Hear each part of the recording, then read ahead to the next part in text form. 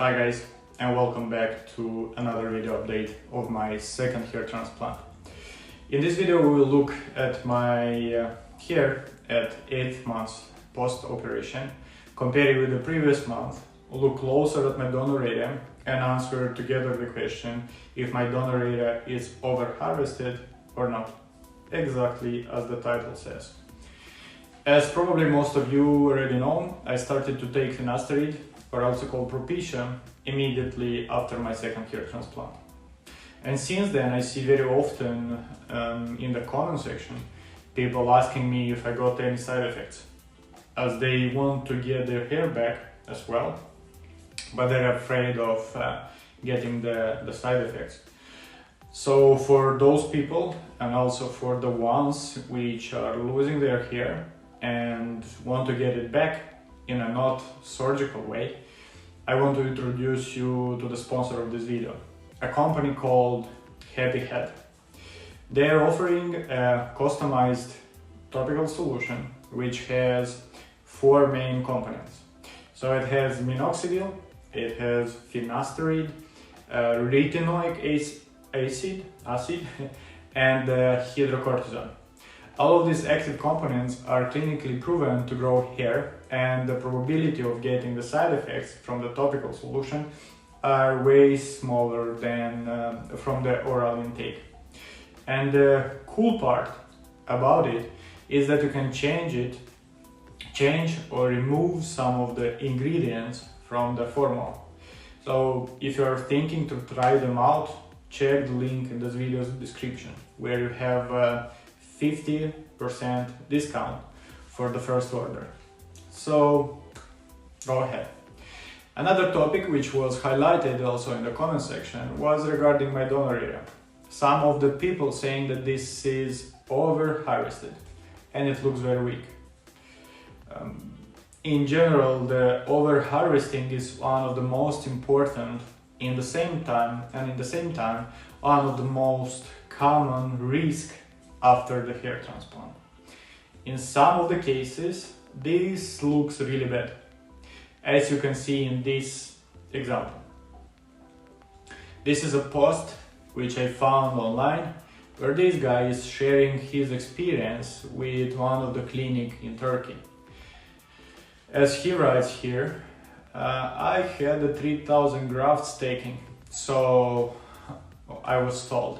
As you can see, it's clear my donor area has been over-harvested.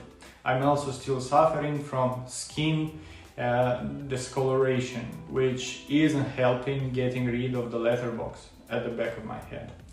I shaved my hair recently to 0.5 and I will be getting SMP soon, so into the donor to help elevate some of the scarring. And here also he writes, my advice would be to stay away from all the package style clinics in Turkey. You leave yourself exposed to the job like this. Turkey does have a good doctors, you just need to dig through the crop first. Which I agree. And these are the pictures. You see, there is a difference in density and also in the skin color in these two factors. Makes the difference between the donor area and untouched area even more obvious.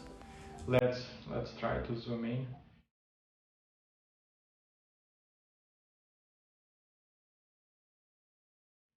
Yes, that's a really bad job.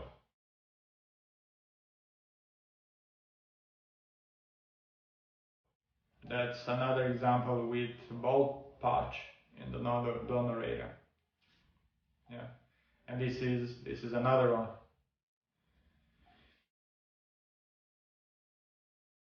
You see, in general, over-harvesting tends to be a problem with inexperienced hair restoration surgeons. When a hair transplant surgeon lacks experience, they often do not properly plan the procedure or consider factors that could impact the final results.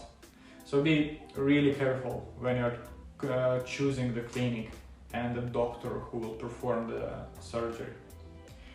Now that you have already an idea and you saw a few examples of over-harvesting, let's move back to my case and let's have a look initially at my donor area before my second hair transplant.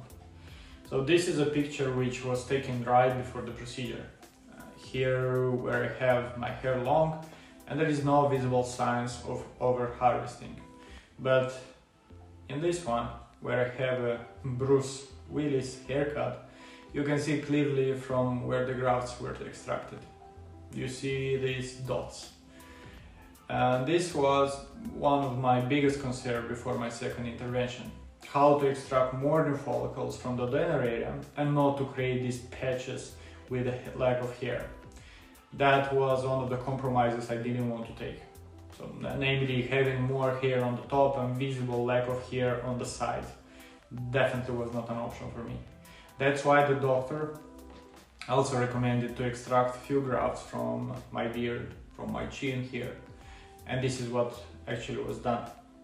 And these are the results. Maybe I will come closer that you can have a closer look to the results. Yeah, you see it, how it looks, right?